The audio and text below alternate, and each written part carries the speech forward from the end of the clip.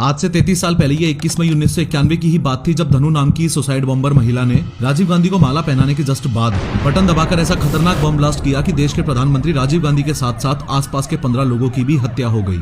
असल में हुआ ये था कि राजीव गांधी की हत्या से 6 घंटे पहले यानी 4 बजे श्रीलंका में लोकेटेड जो इंडियन एम्बेसी थी उसमें एक अननोन कॉल आया और कॉल करने वाले ने पूछा कि क्या राजीव गांधी अभी भी जिंदा हैं। हालांकि राजीव गांधी जिंदा भी थे और आने वाले इलेक्शन के लिए देश भर में रैलियां भी कर रहे थे। इस अननोन कॉल के 2 घंटे बाद यानी शाम को 6 बजे राजीव गांधी विशाखापट्टनम की एक इलेक्शन रैली से फ्री होकर एयरपोर्ट की तरफ जा रहे थे ताकि चेन्नई के पास श्री पेरम्बदूर में होने वाली एक और रैली को अटेंड कर सकें। अब जैसे ही राजीव गांधी विशाखापट्टनम एयरपोर्ट पर पहुंचे तो पायलट ने उन्हें बताया कि वो अभी फ्लाई नहीं कर सकते क्योंकि एयरप्लेन के कम्युनिकेशन डिवाइस में कुछ खराबी है। जितनी देर कम्युनिकेशन डिवाइस सही किया जा रहा था उतनी देर राजीव गांधी वहीं एयरप्लेन के पास बैठे रहे, लेकिन जैसे जैसे टाइम बहुत ज्यादा लगने लगा वैसे ही राजीव गांधी वहां से चल पड़े। आज अटैक वाले दिन यानी 21 मई 1991 को राजीव गांधी ने ये डिसाइड किया कि वो विशाखापट्टनम में ही सरकारी गेस्ट हाउस में रुकेंगे। अपनी टीम के साथ राजीव गांधी का काफिला कुछ ही दूरी तय कर पाया था कि तभी एक पुलिस ऑफिसर बाइक से राजीव गांधी की कार का पीछा करने लगता है। थोड़ी ही देर में उसने राजीव गांधी की कार को रुकवाकर उनको बताया कि एयरप्लेन ठीक हो गया है, अगर आप चेन्नई जाना चाहते हैं तो एयरप्लेन आपका वेट कर रहा है। ये सुनते ही राजीव गांधी ने तुरंत यू टर्न लेकर अपनी कार को इतनी तेजी से दौड़ाया कि उनकी टीम पीछे ही रह गई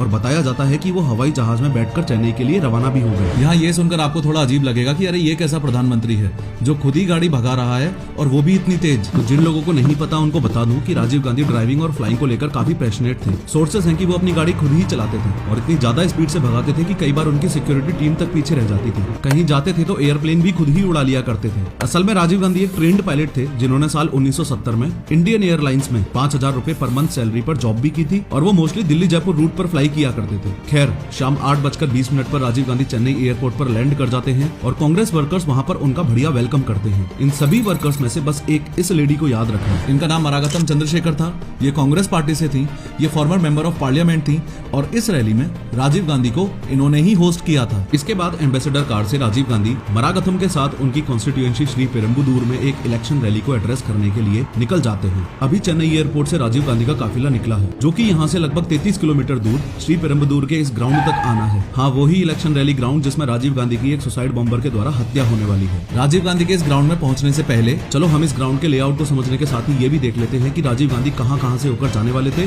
और क्या क्या करने वाले थे। ये वो पूरा ग्राउंड है जहाँ इलेक्शन रैली ऑर्गेनाइज्ड की गई है। इस ग्राउंड में यहाँ पर वो स्टेज है जहाँ से खड़े होकर राजीव गांधी लोगों को संबोधित करेंगे। स्टेज तक चलकर आने के लिए बीच में ये रेड कारपेट एरिया है। स्टेज के पास ही रेड कारपेट एरिया के इस तरफ ये लेडीज सेक्शन है और स्टेज से कुछ दूरी पर रेड कारपेट एरिया के अपोजिट डायरेक्शन में यहाँ पर ये वो सेक्शन है जहाँ राजीव गांधी के स्वागत के लिए लोग खड़े होने वाले हैं। इस स्टेज के बिल्कुल सामने 100 मीटर की दूरी पर ये राजीव गांधी की माँ यानी इंदिरा गांधी की ये बड़ी कार्डबोर्ड वाली मूर्ति है। ओवरऑल